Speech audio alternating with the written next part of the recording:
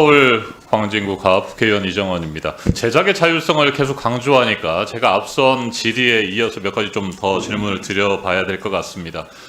지난 2월 방송됐던 특별 대담 대통령실을 가다의 프로그램은 저는 지금도 생방송으로 대통령 기자회견을 형식으로 진행이 됐어야 된다고 봅니다. 녹화를 하다 보니까 여러 가지 의혹들이 불거지고 있는 겁니다. 그와 관련해서 자료 제출을 요구하고 있는데도 거부하고 있고요. 앞선 제가 질의했을 때 대통령실과 사전에 조율한 적이 없느냐 질문 내용에 대해서 그랬더니 그런 적이 없다고 말씀하셨는데 지금도 그 답변은 변함이 없습니까? 왜 이 질문을 드리느냐면 기본적인 시장 군수, 도지사와 질의를 하더라도 그쪽 공보실에서는 답변을 작성해야 되기 때문에 질의서를 사전에 보내줄 것을 요구합니다.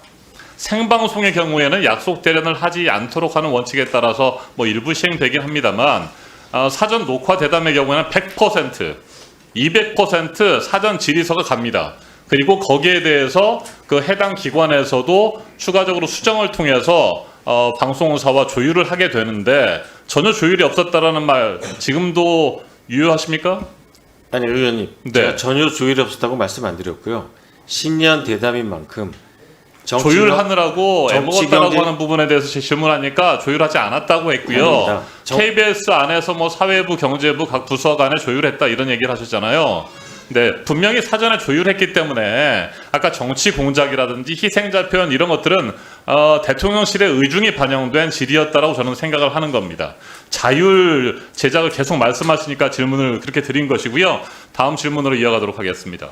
경영계획서를 보면 위기의 KBS라는 주제를 달고 이런 얘기를 하셨군요. KBS는 50년 역사상 최악의 위기에 직면해 있다. 왜 그렇게 판단하십니까?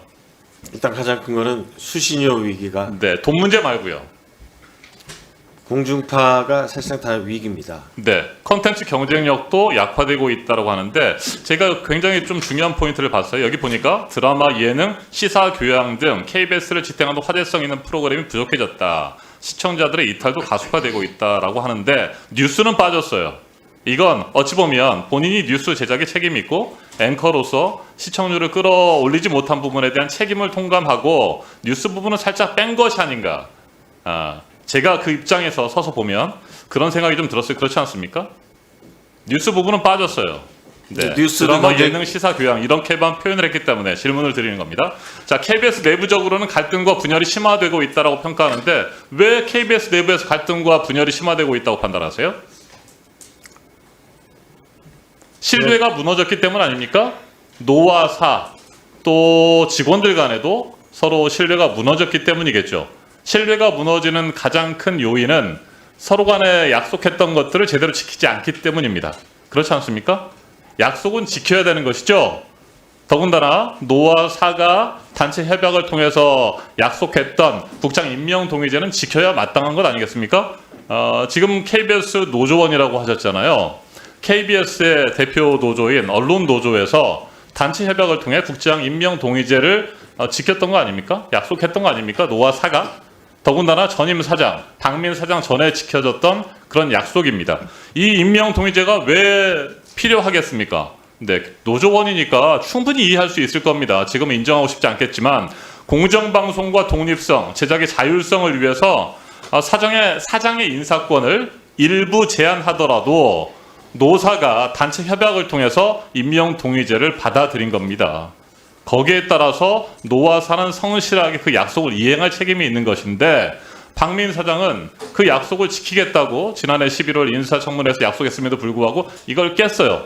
그리고 박민 사장의 시즌2가 되려고 하시는 겁니까?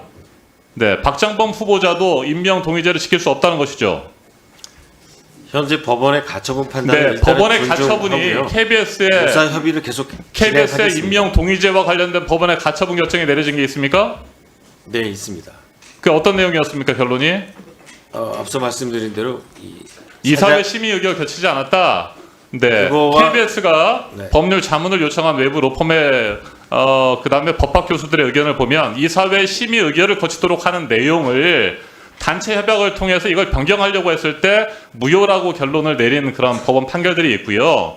임명 동의제와 관련해서는 KBS 이사회 심의 의결을 반드시 거쳐야 하는 의무 사항으로 규정되어 있지 않습니다. 그렇기 때문에 상위법 우선 원칙에 따라서 방송법에 따라서 결정된 방송 편성 규약에 규정되어 있는 임명 동의제를 따라야 되는 겁니다.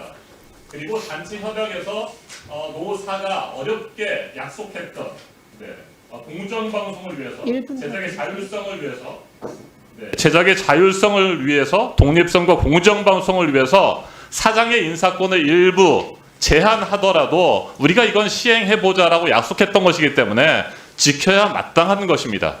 더군다나 전임 사장이 한 것을 분명히 그 단체 협약의 효력이 살아있음에도 불구하고 이것을 깨버리는 박민 사장에 대해서 어떻게 생각하십니까? 지켜야 되는 거 아니겠습니까? 나중에 단체 협약과 관련해 다시 협약을 맺기 위해서 노사가 협의를 하더라도 전임 사장이 약속했던 거라면 지켜야 되는 거 아닙니까? 그래야 경영 계획서에 나와 있는 대로 KBS 내부의 갈등과 분열이 심화되는 것을 막을 수 있는 거 아닙니까? 제가 말하는 게 맞지 않아요? 어떻게 생각하세요? 네, 최대한 성실하게 단체 교섭을 계속 진행할 거고요.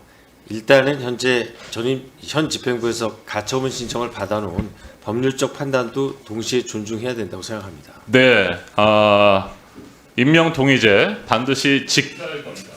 노조원의 입장에서 이제 사장 후보자가 되니까 우리 노조원들, 직원들이 애타게 바라고 있는 공정방송과 제작의 자율성, 독립성에 대한 그 희망을 짓밟아서는 안 된다고 생각합니다. 임명 동의제 다시 시행하기를 촉구합니다. 이상입니다. 예, 조인철 위원님 질의하십시오.